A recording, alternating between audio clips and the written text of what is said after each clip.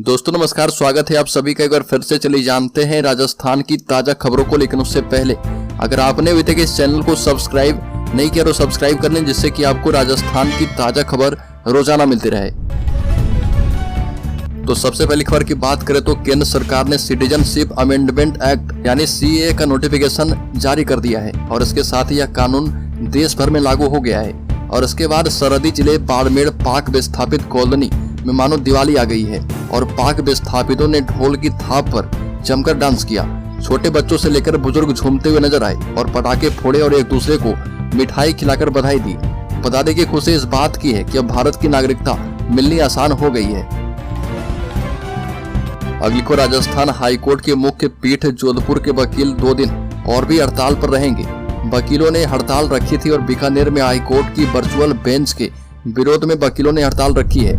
इस मामले में हाईकोर्ट की एडवोकेट्स एसोसिएशन और लॉयर्स एसोसिएशन जोधपुर के सदस्यों की संयुक्त आम सभा रखी गई है और यह सभा हेरिटेज परिसर में स्थित एसोसिएशन के पुस्तकालय भवन में आयोजित की गई है, जिसमें बीकानेर जिले में उच्च न्यायालय की वर्चुअल बेंच या फिर कोर्ट की स्थापना की घोषणा के विरोध में सभी सदस्य के द्वारा विचार विमर्श किया गया है।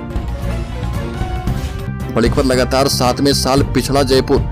विश्व के सबसे बेहतर एयरपोर्ट्स को लेकर किए जाने वाले सर्वेक्षण के परिणाम आ चुके हैं और जयपुर इस सर्वेक्षण में लगातार 7वें साल पिछड़ गया है।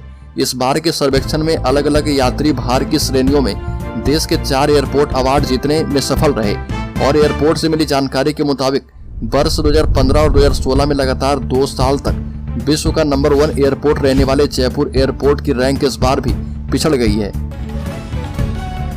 अगली खबर, पेपर लीक के आरोपी के पास 5 करोड़ की बेनामी संपत्ति। हर्षवर्धन के ठिकानों से मिले थे जमीन प्लॉट के डॉक्यूमेंट। जेईएन भर्ती परीक्षा 2020 पेपर लीक मामले में गिरफ्तार दौसा निवासी हर्षवर्धन मीना की करीब 5 करोड़ रुपए कीमत की बेनामी संपत्ति का पता चला है और एसओजी ने 20 फरवरी को हर्षवर्धन को गिरफ्तार किया था और इसके बाद 29 फरवरी को उसके जयपुर एवं दौसा में 4 ठिकानों पर छापे मारे गए थे, जिसमें कृषि जमीन और प्लॉट के दस्तावेज मिले थे। हर्षवर्धन के ससुराल से भी दस्तावेज मिले थे। अगली खबर, नागरिकता कानून में जिला स्तर पर गठित होगी एम्पावर्ड कमेटी। नागरिकता को लेकर फैसला लेने का अधिकार होगा।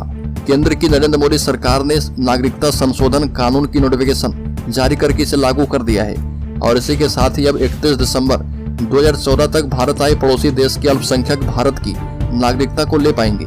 और अब जानकारी ये भी आ रही है कि सीए लागू होने के बाद एम्पावर्ड कमेटी बनाई जाएगी, जो कि हर जिले में काम करेगी और कमेटी ही तय करेगी कि आवेदन करने वालों को नागरिकता देनी है या नहीं। अगली खबर, राजस्थान के कलाल समाज का बड़ा फैसला। शराब, केक काटने और प्री वेडिंग जैसे कई चीजों पर लगाया प्रतिबंध।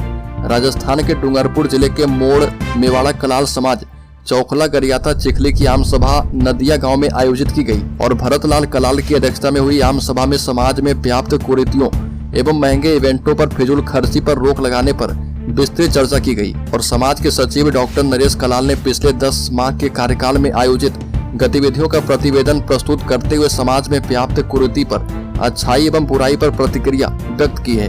अतिथियों ने कहा कि समाज को सही दिशा में ले जाने के लिए बेटा बेटी बहू को आवश्यक रूप से पढ़ाने एवं युवा पीढ़ी एवं बहु बेटियों को कम से कम मोबाइल उपयोग करके संस्कारित पीढ़ी तैयार करने का आह्वान किया है। अगली खबर, राजस्थान कर्मचारी चयन बोर्ड ने जारी किया परीक्षा का टाइम टेबल। 2024 में होगी 30 सरकारी भर्ती परीक्षा। राजस्थान कर्मचारी चयन बोर्ड ने कुछ देर पहले सरकारी भर्ती परीक्षाओं का टाइम टेबल जारी कर दिया है और इस साल दिसंबर तक 30 भर्ती परीक्षाएं होनी है। कौन सी परीक्षा किस महीने में होनी है और परीक्षा में प्रारंभिक तौर पर किस विषय की तैयारी की जानी है, ये तमाम जानकारियां कुछ देर पहले राज्य कर्मचारी चयन बोर्ड के अध्यक्ष मेजर जनरल आलोक राज ने दी है और इस टाइम टेबल के हिसाब से प्रतियोगी परीक्षा की तैयारी करने वाले अभ्यर्थी तैयारी कर सकते हैं। तो दोस्तों, खबरों में और भी आगे बढ़े उससे पहले मैं आपको जानकारी दे दूं कि इस चैनल पर हर दिन एक गिव अवे क्वेश्चन पूछा जा रहा है और ये अगले 30 दिनों तक चलने वाला है। तो आप चैनल को सब्सक्राइब करके बेल आइकॉन वीडियो की नोटिफिकेशन सबसे पहले पाने के लिए दबा लें और जो सब्सक्राइबर 30 दिनों में सबसे पहले और ज्यादा उत्तर देंगे उन्हें इस चैनल की तरफ से 1001 रुपए गिव अवे के तौर पर दिया जाएगा। तो इस क्विज सीरीज का 27वां सवाल है कि कौन सा देश दुनिया में सबसे ज्यादा धान उत्पादन करता है। इसमें पहला ऑप्शन है नेपाल, दूसरा ऑप्शन है चीन, तीसरा ऑप्शन है रूस, चौथा ऑप्शन है भारत। तो जल्दी से इसका सही जवाब कमेंट बॉक्स में आप दीजिए और शामिल हो जाइए 3 लाख की सब्सक्राइबर में जिन्हें 1001 रुपए गिव अवे के तौर पर दिया जाएगा। तो चलिए फिर से बढ़ते हैं खबरों की ओर। अगली खबर, चुनाव से पहले राजस्थान में तीसरी पार्टी की एंट्री, बीजेपी के सामने जाटलैंड सीटें बड़ी चुनौती। बता दें कि राजस्थान की आदिवासी बेल्ट बांसवाड़ा डूंगरपुर में भी बीजेपी के लिए मुकाबला टफ हो गया है, क्योंकि भाजपा, कांग्रेस के अलावा भारत आदिवासी पार्टी के प्रत्याशी ने मैदान में ताल ठोक दी है। भारत आदिवासी पार्टी ने 84 विधायक राजकुमार रोत को मैदान में उतार दिया है। बड़ी खबर, राज्य में खाटू श्याम का लक्खी मेला शुरू, देश भर से पहुंच रहे श्रद्धालु के जत्थे। बता दें कि मंदिर में मेले के दौरान सुरक्षा चाक चौबंद की गई है और मेले में 5000 पुलिसकर्मी 8-8 घंटे की शिफ्ट में ड्यूटी संभाल रहे। पूरे मेला एरिया को 350 हाई क्वालिटी सीसीटीवी कैमरे से कवर किया गया है। इसके साथ ही 16 ड्रोन से चप्पे चप्पे की निगरानी की जा रही है।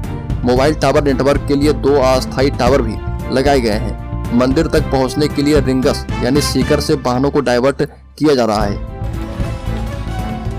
बड़ी खबर, केंद्र की नरेंद्र मोदी सरकार ने नागरिकता संशोधन अधिनियम को लेकर नोटिफिकेशन जारी कर दिया है और इसको लेकर पक्ष और विपक्ष की प्रतिक्रियाओं का सिलसिला लगातार जारी है। इस बीच जयपुर से बीजेपी के विधायक और फायर ब्रांड नेता बालमुकुंद आचार्य ने सीएए को लेकर केंद्र सरकार की तारीफ की है। साथ ही कहा कि इसे बहुत पहले लागू कर दिया जाना चाहिए था। हवामाल से बीजेपी विधायक बालमुकुंद आचार्य ने कहा कि बहुत ही अच्छा काम हुआ है और इसे बहुत पहले ही हो जाना चाहिए था। इसकी बहुत आवश्यकता थी। जिस प्रकार से हमारे पड़ोसी मुल्क में अल्पसंख्यक बाहर फंसे हुए हैं, उनको यहाँ सम्मान मिलेगा। अगली खबर, जयपुर में सफाई कर्मचारियों ने किया हड़ताल का ऐलान, अब नहीं उठेगा कचरा। जयपुर प्रदेश के शहरी निकाय में सफाई कर्मचारी की भर्ती प्रक्रिया के विरोध में सफाई कर्मचारियों ने हड़ताल का ऐलान कर दिया है और संयुक्त वाल्मीकि एवं सफाई कर्मचारी संघ ने जयपुर नगर निगम हेरिटेज मुख्यालय पर बैठक बुलाई थी और संघ के अध्यक्ष नंदकिशोर डंडोरिया ने कहा कि राज्य सरकार 2018 की तर्ज पर 24,797 पदों पर सफाई कर्मचारी की भर्ती लॉटरी के माध्यम से कर रही है और इसका हम विरोध करते हैं। एक और बड़ी खबर, जयपुर में एसआई भर्ती परीक्षा को रद्द करवाने को लेकर छात्रों ने निकाला जुलूस, पुलिस ने सड़क पर खदेड़ा। बता दें कि जयपुर से बड़ी खबर सामने आई है, जहां पर एसआई भर्ती परीक्षा को लेकर और इसे रद्द करवाने की मांग को लेकर जुलूस निकाला गया। जयपुर की सड़कों पर छात्रों को पुलिस ने खदेड़ा है।